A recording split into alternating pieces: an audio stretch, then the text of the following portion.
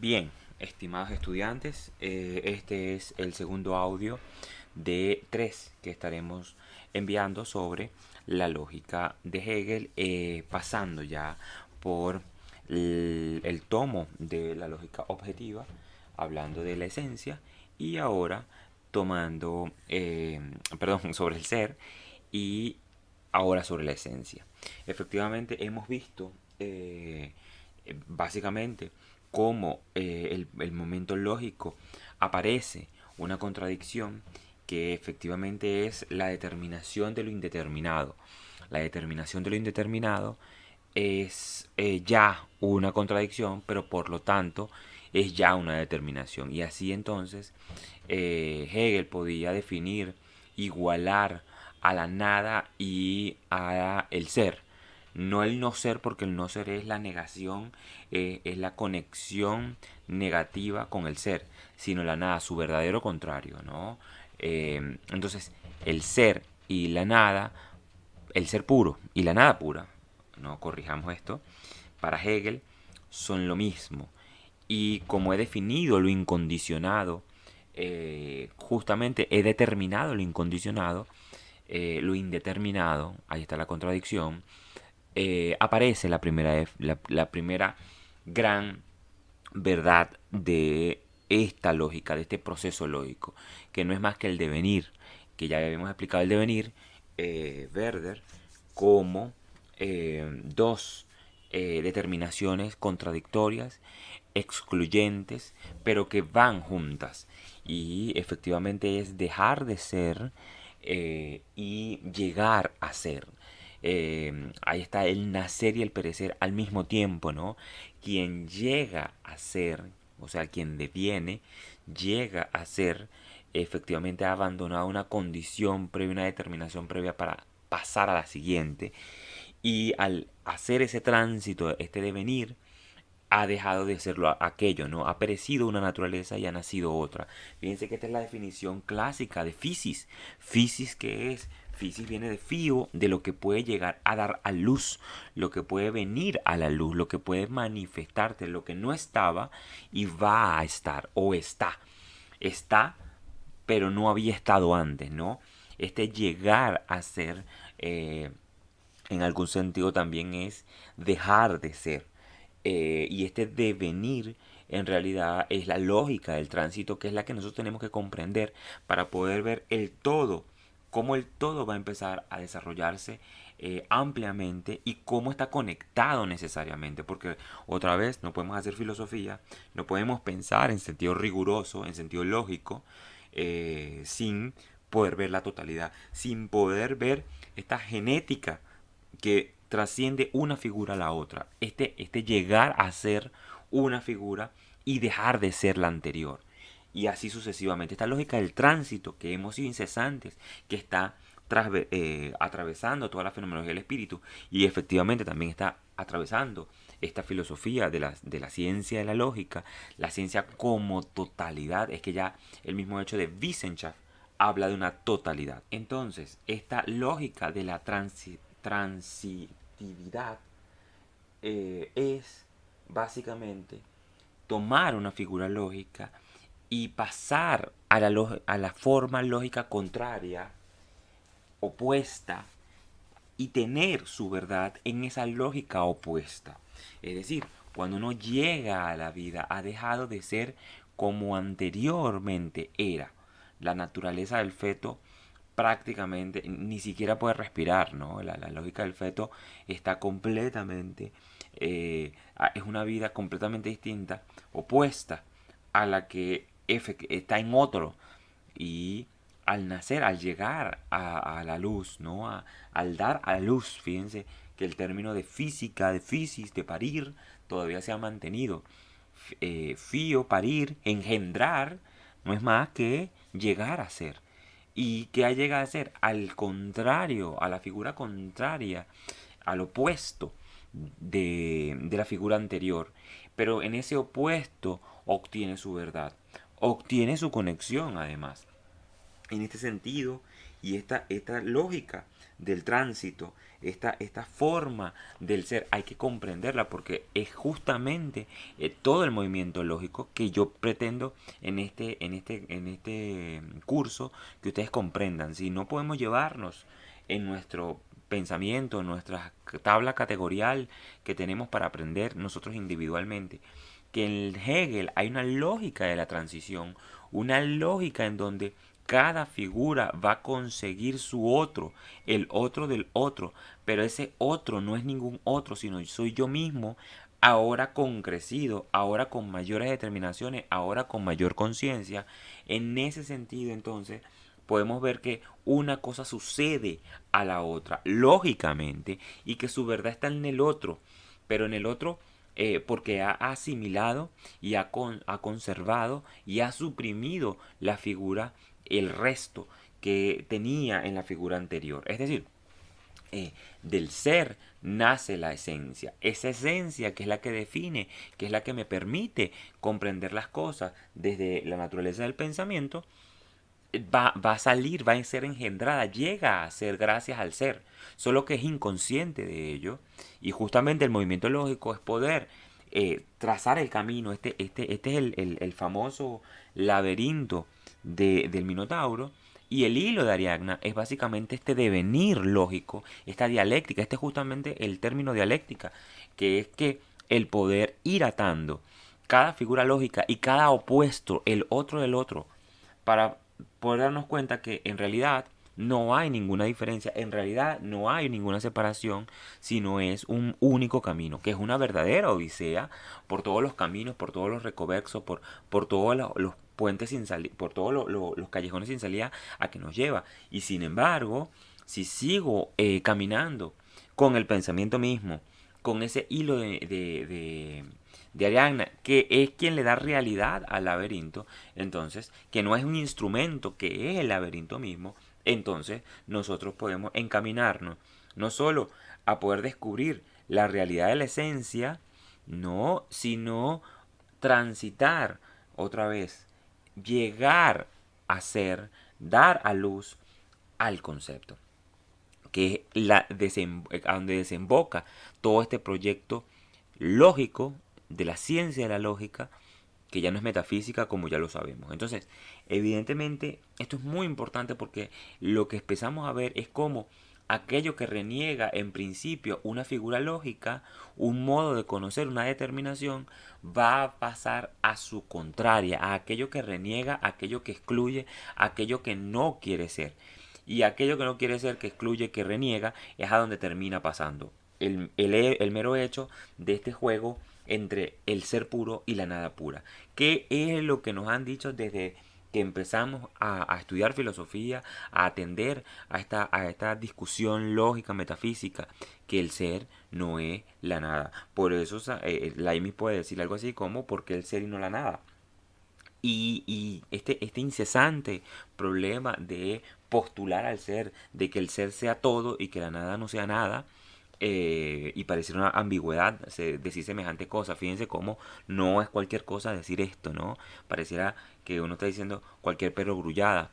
Pero en el fondo, cuando Hegel mueve este camino, puede avanzar con esta lógica del tránsito, con este devenir, con este comprender el devenir en su sentido estricto y con su rigurosidad lógica, podemos comprender entonces que la nada es el ser y el ser es la nada, en una igualdad, además diferenciada, pero idéntica, ¿no? Hay una igualdad, no idéntica, porque idéntica ya sabemos que elimina las determinaciones.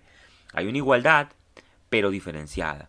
Hay una lógica que se sostiene para poder comprender que son lo mismo, porque las dos son indeterminación pura, pero al yo determinar como indeterminación pura, he dado ya la primera determinación. Y por lo tanto, el contrario, el opuesto, el que negaba, no hasta la muerte, que estaba la vida, porque el ser no fuera la nada, porque el ser fuera distinto de la nada, termina descubriendo, termina aceptando, termina reconociendo que el ser puro y la nada pura son lo mismo. Fíjense cómo se hacen unidad y la verdad del uno pasa a ser la verdad del otro.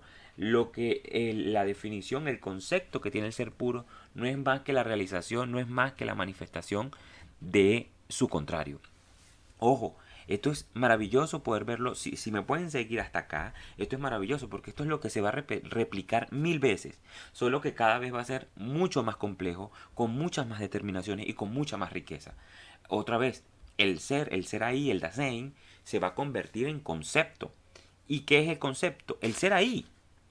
Pero sí, con todas las determinaciones, con toda la riqueza, con el poder darle reflexión, poder darle desdoblamiento a la esencia y que la esencia pueda comprender que no es mera oposición a la apariencia, sino que es la apariencia también. Y que ella no puede manifestarse sin su ser ahí, su mero ser ahí, su ser ahí de manera aislada y abstracta. Pero justamente ese tránsito, esa conciencia del tránsito, esa capacidad de ver cómo el devenir lógico empieza a moverse, empieza a conectar esas dos figuras completamente opuestas que no se reconocen en sí mismas, es lo que va a dar paso justamente hacia el concepto. Entonces, el concepto es un retorno al ser.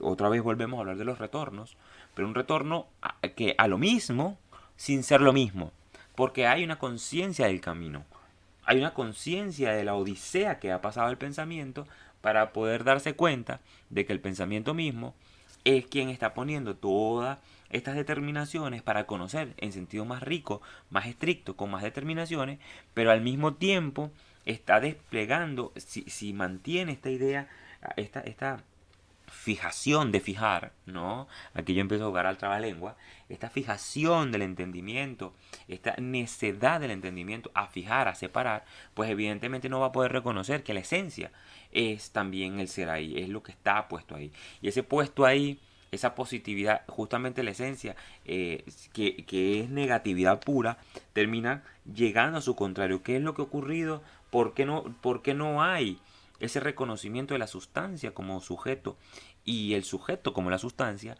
Precisamente porque el pensamiento no ha podido ver en la totalidad la conexión entre la apariencia y la esencia, no ha podido abrir el camino lógico del devenir, no ha podido aceptar que lo que nace perece y lo que perece nace. Ahí está el problema del devenir.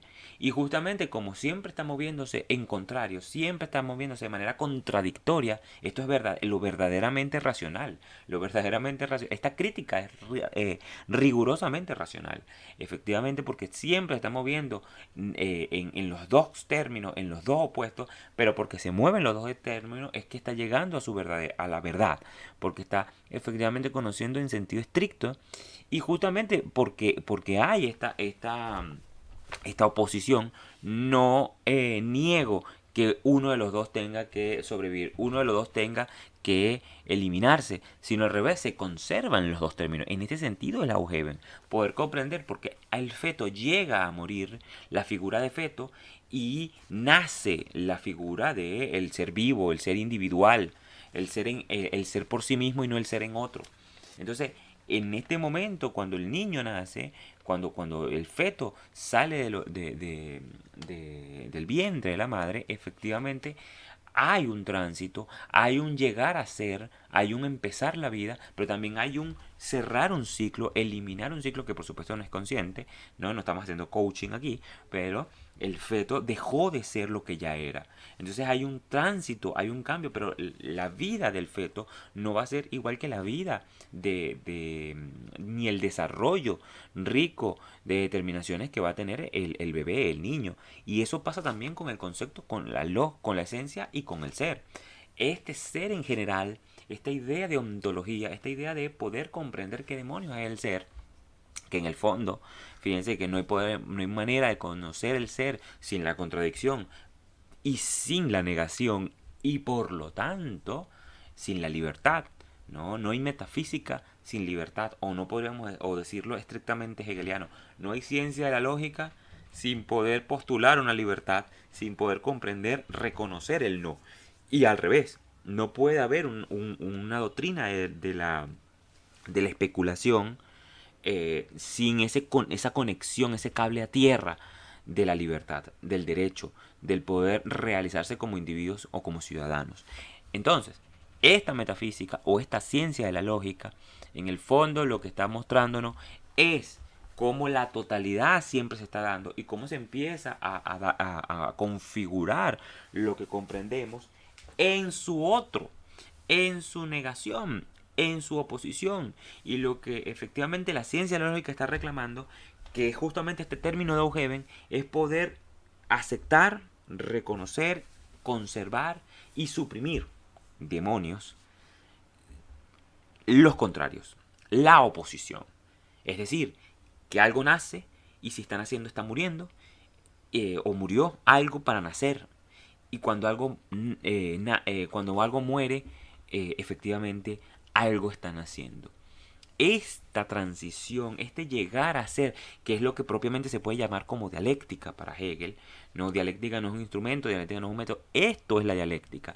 El poder darse cuenta que las dos oposiciones, que las dos, que las dos oposiciones, al asumirlas, al aceptarlas, hay una contradicción, pero esa contradicción es lo que me permite avanzar precisamente en las determinaciones lógicas, conocer y poder avanzar. Esta suerte de oposición entre la apariencia y la esencia es justamente completamente vana, completamente burda, porque en el fondo es tratar de fijar estas dos determinaciones cuando ellas nacen, cuando ellas se mueven, cuando ellas tienen su razón de ser en el otro.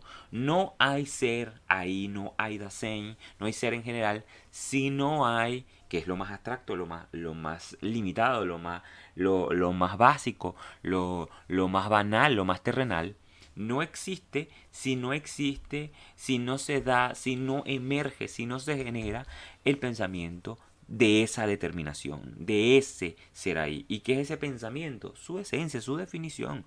Entonces, la esencia pareciera que nos quiere dejar con el conocimiento, con los conceptos, con las definiciones, y desprendernos del ser ahí, cuando es al revés. Cuando en realidad ese concepto lo que pretende es darle más riqueza, darle conexión a lo que estaba aislado, darle determinación a lo que estaba indeterminado, a lo que aparecía meramente ahí. Entonces, en la esencia y la apariencia no se contradicen, no se oponen, no se niegan, no puede haber realidad de este par si no es junto.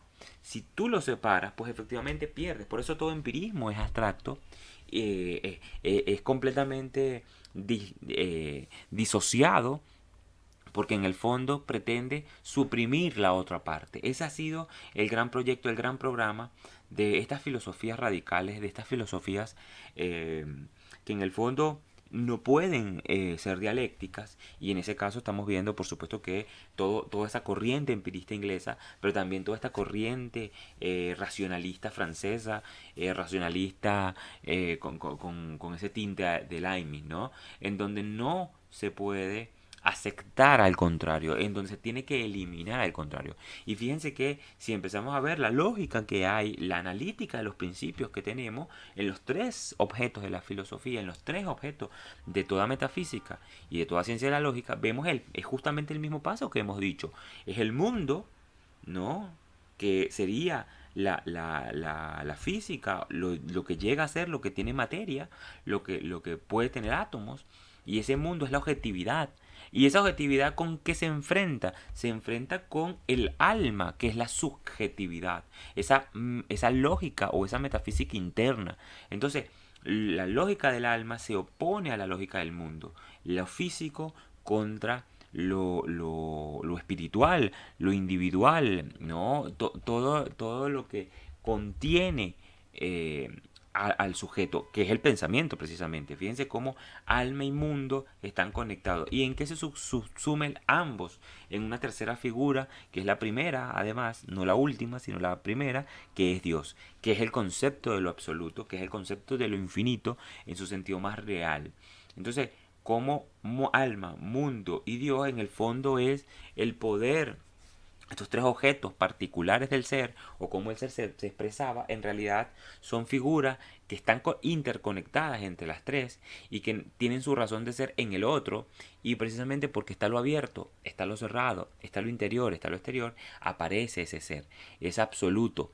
Pero ese Dios, ese absoluto, ese concepto, ¿no? Que es Dios, en su sentido teológico, y en el sentido teológico como la naturaleza, el logos de la naturaleza divina, el logos de la naturaleza lo incondicionado. La teología no es lo que dice la palabra de Dios, ¿no?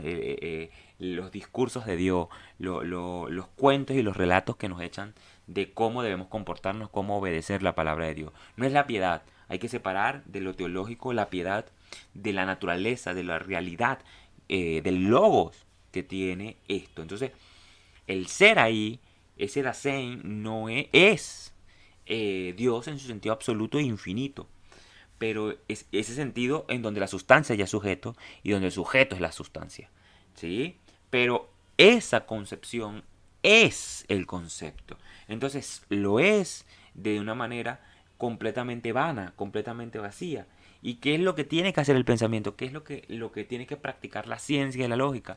El poder darle la determinación necesaria, ese tránsito hacia la esencia y llegar y desembocar en el concepto para poder comprender que el Dasein es el concepto, ya estaba en el concepto, solo que hay que transitar el camino y ese camino lógico es precisamente el devenir, en la conciencia, el desarrollo de cómo el opuesto se conecta con su otro opuesto y esa conexión justamente lo que hace es el poder transitar, el poder llegar a otra esfera, a otro espacio, a otro momentum lógico. Por eso el límite va a generar la cantidad y la cantidad va a generar la relación. Y entonces así empiezan las categorías a salir una de la otra como la matriosca generándose. ¿Y quién genera una? Pero no porque una contenga la otra o una sea más extensa que la otra. Sáquense esa tontería de la cabeza.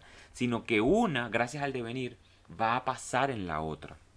La cualidad va a generar la cantidad y la cantidad la relación y así sucesivamente en toda esa tabla de categoría en donde precisamente este desarrollo lógico, este desarrollo del devenir donde una cosa muere y otra nace y al nacer está muriendo otra cosa es justamente lo que permite el desarrollo del pensamiento. Entonces, esta lógica de la esencia operará entonces bajo su conexión, bajo su necesidad de darle determinación a lo que no tiene determinación, a lo que es simple, a lo que se me muestra, a lo que está ahí. Ese que está ahí en sentido abstracto es aquella cosa que nos falta conocer, ¿no? Fíjense que este es el clásico del agujero negro. El agujero negro hasta hace poco no lo podíamos ver. ¿Y cómo le llamábamos? Por lo que podíamos ver.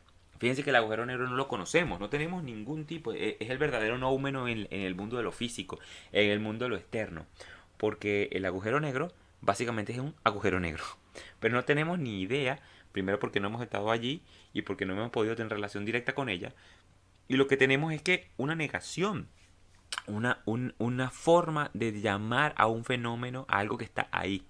Fíjense que cómo lo empezamos a conocer cuando tenemos un sistema categorial y cuando tenemos la capacidad de ir determinándolo. Fíjense el agujero negro, hasta hace poco no existía una foto de él. Hoy lo pudimos fotografiar. Que además la fotografía en realidad es cómo la aritmética, la geometría lo captan, ¿no?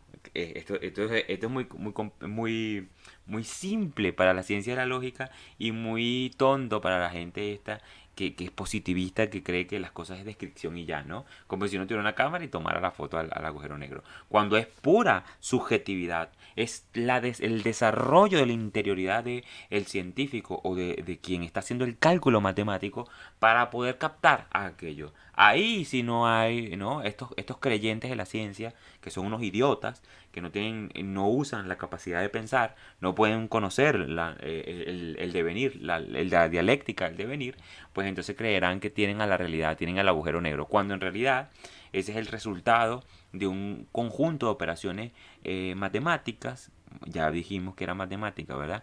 El conjunto de cálculos geométricos y aritméticos y tienen como desarrollo aquello, ¿no? Es pura subjetividad. Nadie se le ocurría preguntar, ¿y por qué digo que ese sí es el agujero negro y no es otra cosa? No, eso no es tu percepción, ese no es tu perspectiva del agujero negro. No, porque hay un conjunto de razones objetivas y esas objetividades ¿de dónde nace? De la subjetividad del cálculo, ¿no? Cosas que no vamos a poder comprender. Y nos dicen a nosotros que nosotros hablamos tontería y que no tenemos nada porque es subjetividad, interioridad. Bueno, y los cálculos matemáticos, los cálculos geométricos y aritméticos no son. Pero bueno, eliminando esta estupidez, esta incapacidad que tiene un grupo grande, masificante, que cree que la ciencia es religión, para Hegel, esta lógica de la esencia lo que va a llevarnos es justamente a postular a la esencia como aquella que provee la universalidad. Y por lo tanto, un sujeto individual va a ganar la rigurosidad y la determinación universal. En este sentido, es lógica precisamente porque no podemos conocer sin universal. Otra vez, el intento de conocer si efectivamente nuestros actos son libres o no, si tienen libertad, si hay potencia en el acto o no. Y esto solo puedo a partir de esa determinación del pensamiento que se llama esencia universal. Pero esta determinación universal ha pretendido ser, y este es el problema de la ciencia, de la filosofía, de la lógica, de no poder asumir en sentido riguroso el devenir y aceptar las dos determinaciones opuestas. Y como no reconozco las dos determinaciones opuestas, que algo muere y algo nace, algo interno es algo externo y algo externo es algo interno, hay una unidad indisoluble pero diferenciada entre los dos opuestos. Como yo no puedo aceptar esto, entonces he puesto a la esencia como una realidad e incluso he preguntado si la esencia ocupa un lugar en el espacio. Y entonces esta idea absurda de que el universal gane es precisamente este aristotelismo barato que nos vendió, este platonismo barato que nos vendió Aristóteles, porque en Platón no existe eso, de que el universal tenía una realidad pura, que tenía una realidad que ocupaba un espacio en el mundo. O sea, esto nunca lo dijo Platón, esto es el bastardismo aristotélico griego y cristiano, por cierto. Pero bueno, no vamos a entrar en Honduras. Entonces, en todo caso, este platonismo barato aristotélico, en tanto que creer que el universal entonces tiene que tener una realidad tan individual, tan ser ahí como yo tengo, como la manzana tiene, como la manzana tiene, nos lleva precisamente a postular que la esencia tiene que tener una realidad. Y este es el punto, que la esencia siempre será reflexión, siempre será pura lógica subjetiva. Pero como está subjetiva y como ya hemos dicho, como ya hemos partido del hecho de que la sustancia es el sujeto y el sujeto es la sustancia, y podemos reconocer, podemos conocer que es las determinaciones del ser ahí han engendrado, han dado el camino, han dado ese hilo de la diana que hemos seguido hasta acá, podemos ver que entonces la ciencia en realidad es una reflexión, es un desdoblamiento de lo primero. Y por lo tanto, no hay separación entre esencia y apariencia. No hay separación, sino hay es unión, hay es vinculación. Y si hay una separación, esa separación es la unidad de la identidad con la diferencia. Si existe una unidad, si hay una separación entre los dos, ¿no? Es la diferencia que puede haber, pero porque hay una diferencia, entonces también hay una identidad entre la apariencia, que es el ser ahí sin determinación, que me ha engendrado este ser ahí. ¿Qué ocurre? Que como es finita, todavía no queda. Por eso no hay la ciencia, la lógica no termina aquí en el tomo de la esencia.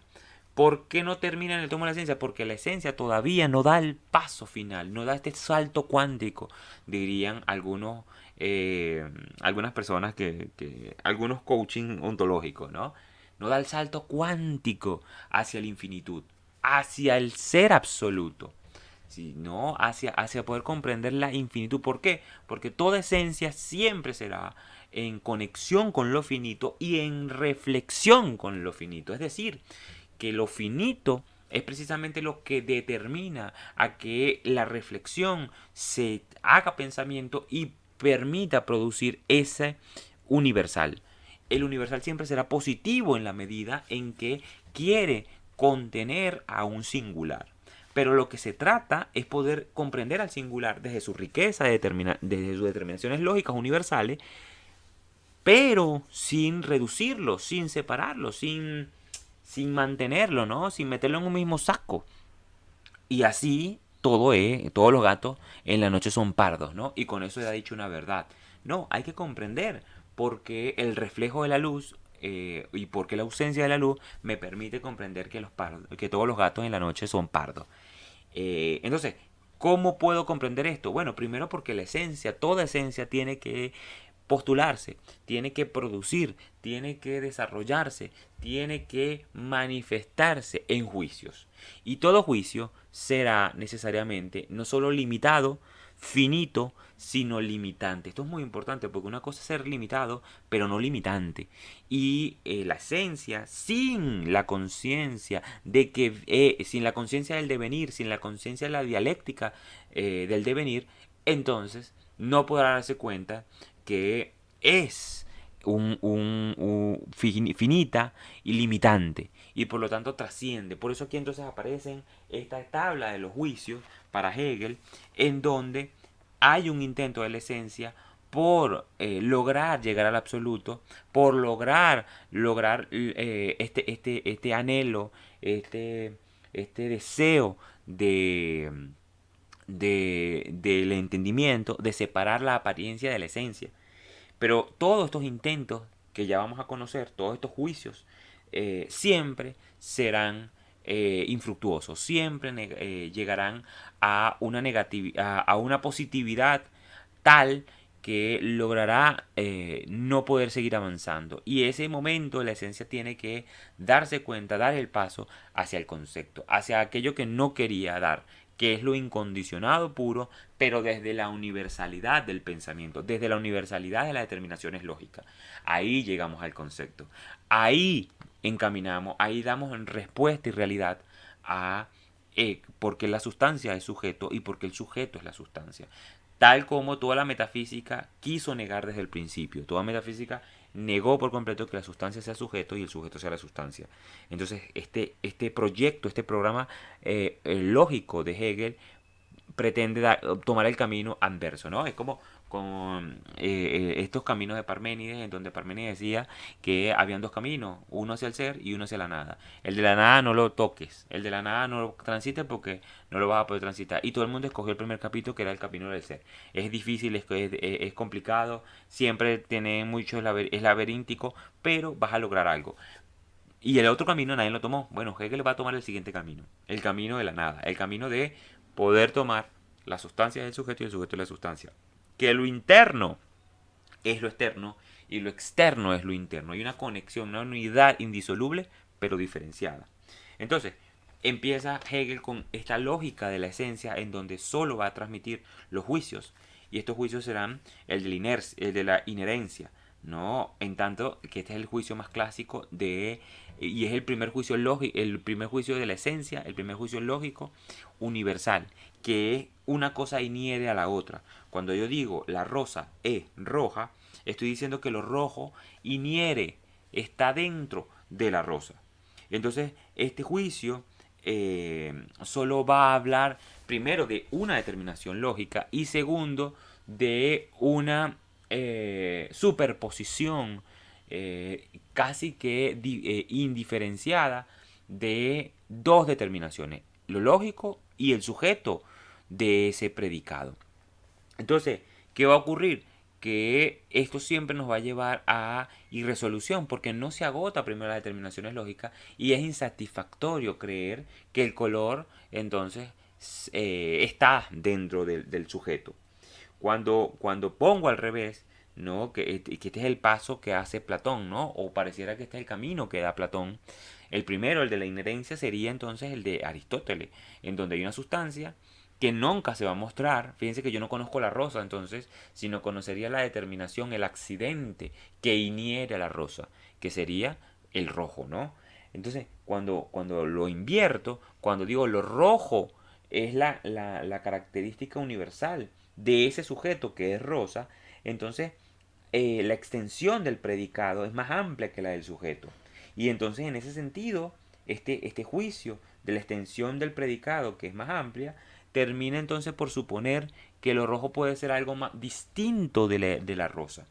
Y entonces fíjense cómo yo no termino conociendo la rosa, sino una determinación universal que va más allá de eso empírico particular que tengo. Y entonces allí no puedo dar razón universal del sujeto, sino razón universal del predicado.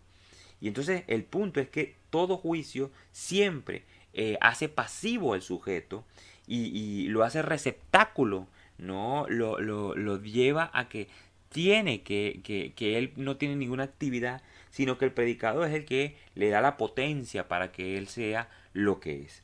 En ese sentido, la rosa entonces solo existe en la medida en que lo rojo la vivifica.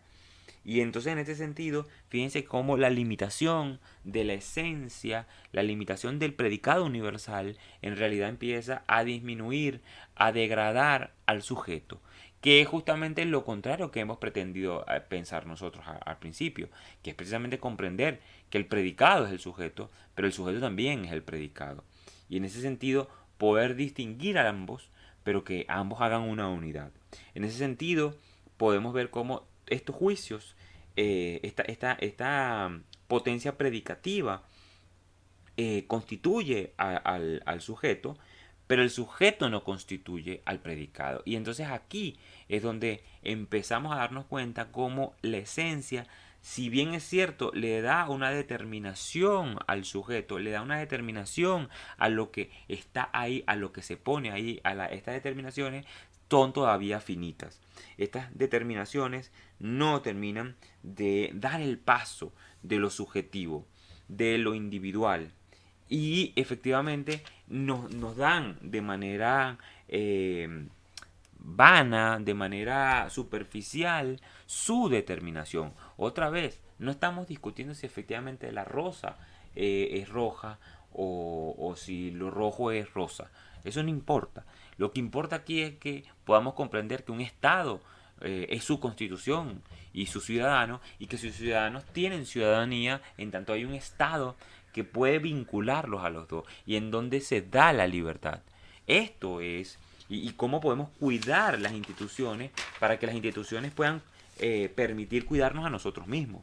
Esta forma de la lógica que nos permite hacernos universales, no por categorías subjetivas, y aquí está el punto, no eres venezolano porque digas tales o cuales groserías, o porque te gusta o no te gusta la arepa. Hay una determinación universal, esencial, en donde la potencia del sujeto tiene que manifestarse y no quedar inherente, no quedar con esta lógica de la pasividad, en donde el predicado puede absorber al sujeto, porque en el fondo no conocemos nada, en el orden del conocimiento, en el orden del desarrollo de las determinaciones lógicas, sino tampoco en el desarrollo de la praxis, en el movimiento del sujeto.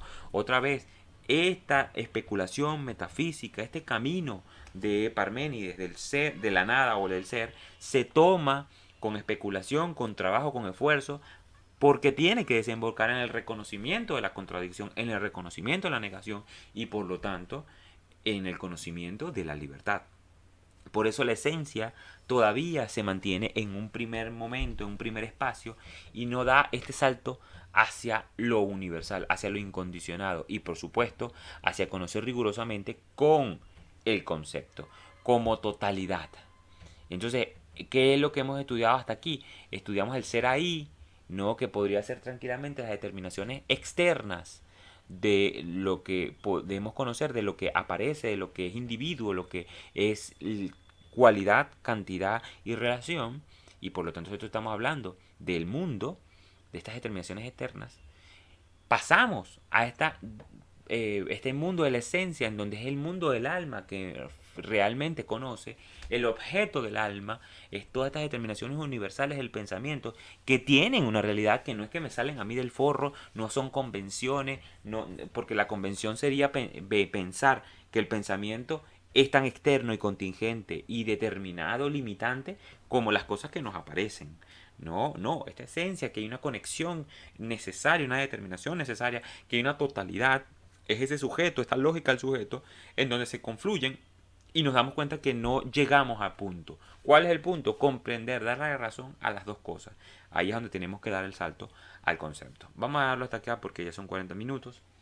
Y voy a mandar otro donde termino esta lógica del tránsito, esta lógica del devenir. Y pasaremos entonces en el tercer audio a la lógica del concepto, cómo desemboca esto al concepto y por qué entonces la lógica, la ciencia de la lógica, la única ciencia, la única Wissenschaft que posible, termina en el mundo de la libertad. Por eso la filosofía es praxis también, por eso la filosofía es creación de las ideas, el concepto de las ideas, o la determinación lógica de las ideas en su sentido universal, eterno, inmutable y de conexión, pero también libertad. ¿Sí? Esto es muy importante, porque si no se nos pierde de vista todo este proceso tan largo para poder hacer filosofía de la praxis, para poder hacer filosofía en sentido estricto como la pide, como la exige el señor Hegel.